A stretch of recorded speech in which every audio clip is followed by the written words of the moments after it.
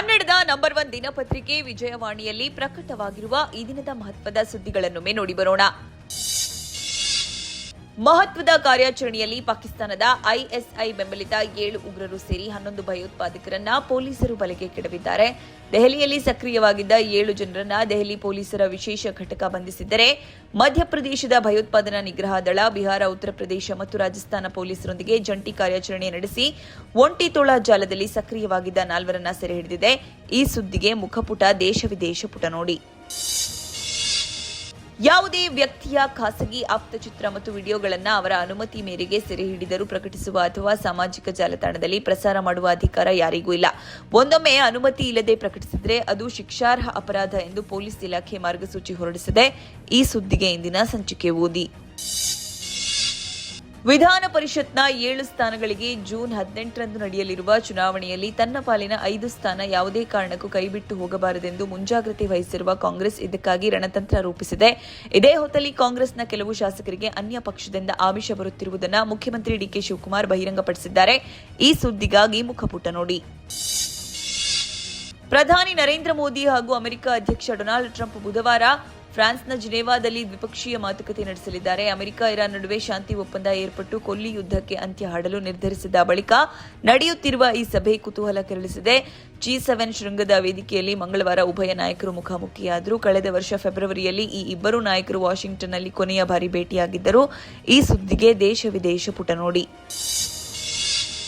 ಆದಾಯಕ್ಕಿಂತ ಅಧಿಕ ಆಸ್ತಿ ಗಳಿಕೆಯ ಆರೋಪದಡಿ ವಿವಿಧ ಇಲಾಖೆಗಳ 8 ಅಧಿಕಾರಿಗಳಿಗೆ ಸೇರಿದ ಸ್ಥಳಗಳ ಮೇಲೆ ಮಂಗಳವಾರ ದಾಳಿ ನಡೆಸಿದ್ದ ಲೋಕಾಯುಕ್ತ ಅಧಿಕಾರಿಗಳು ನಗದು, ಚಿನ್ನಾಭರಣ ಸೇರಿ ಬರೋಬ್ಬರಿ 31 ಕೋಟಿ ರೂಪಾಯಿ ಮೌಲ್ಯದ ಚರ ಮತ್ತು ಸ್ಥಿರಾಸ್ತಿ ಪತ್ತೆ ಮಾಡಿದ್ದಾರೆ. ಈ ಸುದ್ದಿಗೆ ಸಮಸ್ತ ಕರ್ನಾಟಕ ಪುಟ ನೋಡಿ. ಮುಂದಿನ ವರ್ಷ ನಡೆಯಲಿರುವ 4 ರಾಜ್ಯಗಳ ವಿಧಾನಸಭೆ ಚುನಾವಣೆಯನ್ನು ಅವಧಿಗೂ ಮುನ್ನ ನಡೆಸುವ ಸಾಧ್ಯತೆ ಇದೆ ಎಂದು ತಿಳಿದು ಬಂದಿದೆ.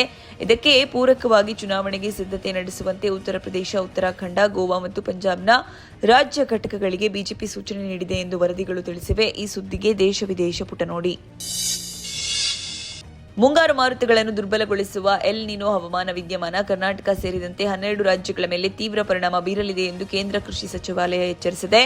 ಕರ್ನಾಟಕ, ಆಂಧ್ರಪ್ರದೇಶ, ತೆಲಂಗಾಣ, ಒಡಿಶಾ, ಗುಜರಾತ್, ರಾಜಸ್ಥಾನ, ಬಿಹಾರ, ಮಧ್ಯಪ್ರದೇಶ, ಜಾರ್ಖಂಡ್, ಮಹಾರಾಷ್ಟ್ರ, ಉತ್ತರ ಪ್ರದೇಶ ಮತ್ತು ತಮಿಳುನಾಡು ರಾಜ್ಯಗಳು ಎಲ್ ನಿನೋ ಭೀತಿ ಎದುರಿಸುತ್ತಿವೆ. ಈ ಸುದ್ದಿಗೆ ಇಂದಿನ ಸಂಚಿಕೆ ಓದಿ.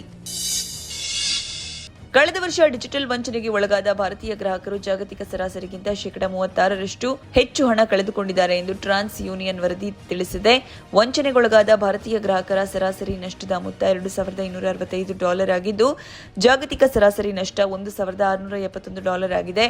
ಇನ್ನು ಅಮೆರಿಕ ಮತ್ತು ಇರಾನ್ ನಡುವಿನ ಶಾಂತಿ ಒಪ್ಪಂದದ ಹಿನ್ನೆಲೆಯಲ್ಲಿ ದೇಶೀಯ ಷೇರು ಮಾರುಕಟ್ಟೆ ಮಂಗಳವಾರವೂ ಸಕಾರಾತ್ಮಕ ವಹಿವಾಟು ನಡೆಸಿದೆ. ಈ ಸುದ್ದಿಗೆ ಮನಿ ಮಾತು ನೋಡಿ. ಮುಂದಿನ ವರ್ಷ ನಿಗದಿಯಾಗಿರುವ ಐಸಿಸಿ ಏಕದಿನ ವಿಶ್ವಕಪ್ ಟೂರ್ನಿಗೆ ಇಂದಿಗೆ ಭಾರತ ತಂಡ ಪೂರ್ವ ಸಿದ್ಧತೆ ಆರಂಭಿಸಿದೆ. ಶುಭ್ಮನ್ ಗಿಲ್ ಪಡೆ ಏಕನಾ ಕ್ರೀಡಾಂಗಣದಲ್ಲಿ ಬುಧವಾರ ಅಫ್ಘಾನಿಸ್ತಾನ ಎದುರು 2ನೇ ಏಕದಿನ ಪಂದ್ಯ ಆಡಲಿದ್ದು, ಭಾರತ ಸರಣಿ ಉಳಿಸಿಕೊಳ್ಳುವ ತವಕದಲ್ಲಿದೆ. ಈ ಸುದ್ದಿಗೆ ಕ್ರೀಡಾಪುಟ ನೋಡಿ. ಒಂದು ಚಿತ್ರದ ಬಳಿಕ ಹೊಸ ಶೀರ್ಷಿಕೆ ಹುಡುಕಿ ಕಂಟೆಂಟ್ ಬಗ್ಗೆ ಪ್ರಚಾರ ಮಾಡಿ ಜನರನ್ನ ಸೆಳೆಯುವುದು ಕಷ್ಟದ ಕೆಲಸ. ಇನ್ನು ಪ್ರತಿ ಬಾರಿ ಹೊಸ ಕತೆ, ಶೀರ್ಷಿಕೆ, ತಾರಾಗಣ, ತಂತ್ರಜ್ಞನನ್ನ ಸೇರಿಸಿ ಸಿನಿಮಾ ಮಾಡುವುದು ಸವಾಲೇ ಸರಿ. ಆದರೆ ಒಂದು ಸಿನಿಮಾ ಹಿಟ್ ಆದ ಬಳಿಕ ಅದೇ ಟೈಟಲ್ನಲ್ಲಿ ಇನ್ನೊಂದು ಸಿನಿಮಾ ಮಾಡಿದರೆ ಚಿತ್ರತಂಡಕ್ಕೆ ಸ್ವಲ್ಪ ಒತ್ತಡ ಕಡಿಮೆಯಾಗುತ್ತೆ. ಹೀಗಾಗಿಯೇ ಇತ್ತೀಚಿನ ವರ್ಷಗಳಲ್ಲಿ ಸೀಕ್ವೆಲ್ಗಳು ಹೆಚ್ಚಾಗಿವೆ. ಈ ಸುದ್ದಿಗೆ ಉಲ್ಲಾಸ ನಮಸ್ತೆ ಬೆಂಗಳೂರು ನೋಡಿ.